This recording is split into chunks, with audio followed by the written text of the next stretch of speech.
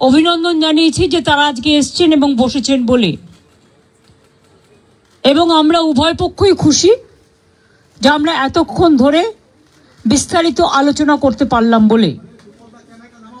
তারাও অনেক issue raise করেছেন, আমরাও আমাদের যা কমেন্টস আমরাও যতটা পেরেছি, ওদের বক্তব্যটা ওরা রাখতে চেয়েছিল আমরা সেটা রাখতে দিয়েছি, এবং আমরা আমাদের বক্তব্য যেটা বড়দের সবসময় সৌজন্যটা একটু বেশি করতে হয়, তাই আমাদের বক্তব্য আমরা চেষ্টা করেছি ওদের গুরুত্ব দিয়েই করবার।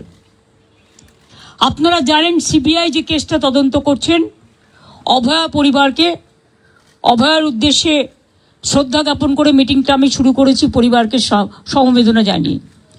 এবং ওদের যে 5টা ডিমান্ড ছিল তার মধ্যে ফার্স্ট ডিমান্ড তো ইনভেস্টিগেশন সিবিআই, ওটা তো অলরেডি সিবিআই করছে এবং সুপ্রিম কোর্ট মনিটরিং করছে, ওটা নিয়ে তো আমাদের হাতে নেই।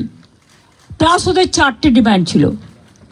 4টে ডিমান্ডের মধ্যে যেটা ছিল যে মেল ওরা আমাদের করেছে, একটা হচ্ছে 3টে নাম দিয়েছিল ফ্রম হেলথ ডিপার্টমেন্ট, একটা ডিএমই, একটা ডিএইচএস আর একটা হেলথের প্রিন্সিপাল সেক্রেটারি। আমরা ওদের বোঝালাম যে একসাথে যদি পুরো ঘরটা খালি করে দেওয়া যায় তাহলে অ্যাডমিনিস্ট্রেশনটা চলবে কি করে। সুতরাং আমরা ওদের কথা মতো ডিএমএ এবং ডিএইচএসকে সরাবার সিদ্ধান্ত নিয়েছি, এবং তাদের সম্মানজনকভাবে, এর থেকে উঁচু পোস্ট ওদের আর কিছু হয় না, তো যাই হোক যে একজন ডিএমই হতে পেরেছে বা ডিএইচএস হতে পেরেছে, এবং তারা যথেষ্ট জাস্ট হয়েছে, নতুন বেশি দিন হয়ওনি, কিন্তু যেহেতু ছাত্রছাত্রীরা বলছেন ওদের প্রতি আমাদের আস্থা নেই, তাই তাদের ব্যাপারটাকে গুরুত্ব দিয়েছি। বাট এটাও ঠিক, আমি কিন্তু ডিএমইকে বা ডিএইচএসকে আমরা কাউকে অসম্মান করিনি, কিন্তু ওদের বিরুদ্ধে যেহেতু চিকিৎসকদের ক্ষোভ আছে এবং তাই ওদের দাবি মেনে নিয়ে আমরা বলেছি এই দুজনকে সরানোর সিদ্ধান্ত আমরা নিয়েছি। 3 নম্বর হচ্ছে ওদের যেটা ডিমান্ড ছিল 4 নম্বর, 3টের মধ্যে 2টো করলাম। আর 4 নম্বর ডিমান্ড যেটা ছিল সিপি বিনীত গোয়েলকে সরিয়ে দেওয়ার জন্য। বিনীত গোয়েল ওদের কাছে নাকি আগেই স্বীকার করেছিল, যেটা ওরা মিটিংয়ে বললেন, যে আমি পদত্যাগ করতে চাই, কারণ আমার মনে হচ্ছে তোমরা যখন আমার প্রতি আস্থা রাখতে পারছো না, তোমাদেরও যেমন পরিবার পরিজন আছে আমারও আছে, এটা ওরা আমাকে মিটিংয়ে বলল। এবং বলার পরে আমরা কথা বলেই নিজেদের মধ্যে সিদ্ধান্ত নিয়েছি আগামীকাল 4টের পর আমরা কলকাতা পুলিশ এ বদল আনব, এবং নতুন সিপিকে দায়িত্বভার বিনীত দেবেন যতক্ষণ পর্যন্ত কোর্ট কেসটা কাল কমপ্লিট না হচ্ছে। 4টের পর আমরা টাইম দিয়েছি। সেক্ষেত্রে নতুন সিপি এবং আরও কিছু পুলিশের রদবদল হবে, সেটা চিফ সেক্রেটারি কালকে নোটিফাইড করে দেবেন আফটার 4 o'clock, এবং বিনীত যেখানে কাজ করতে চেয়েছে সেখানেই তাকে দেওয়া হয়েছে।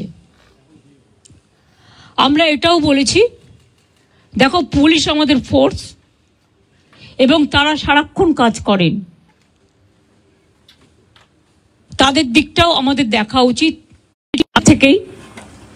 যেহেতু ওই দিন সিপি পৌঁছাবার আগে নর্থের ডিসি পৌঁছেছিলেন আগে, এবং 14 তারিখে ঘটনাটা ঘটেছিল, এবং ওরা অভিযোগ করেছিল, যার জন্য নর্থের ডিসিকেও সরিয়ে দেওয়ার সিদ্ধান্ত হয়েছে।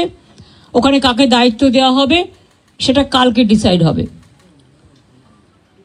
এছাড়াও সেফটি, সিকিউরিটি, হসপিটালের ডেভেলপমেন্ট, ইনফ্রাস্ট্রাকচার গুরুত্ব দিয়ে দেখা হবে, এবং এক্ষেত্রে টাইম টু টাইম যদি কোনো প্রবলেম অ্যারাইজ করে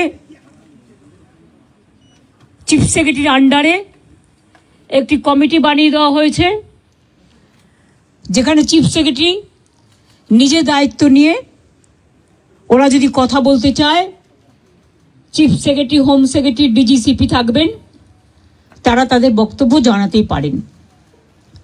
এইসব নানা রকম কথাবার্তা চলার পর আমরা, যেহেতু ডিটেলসটা আপনারা মেলেই পেয়ে যাবেন, আমি এটা বলি মিটিংটা পজিটিভ হয়েছে বলে আমি মনে করি, ওরাও নিশ্চয়ই মনে করে, তারাই বা সাইন করবে কেন, আর আমাদের চিফ সেক্রেটারি বা সাইন করবে কেন। আমরা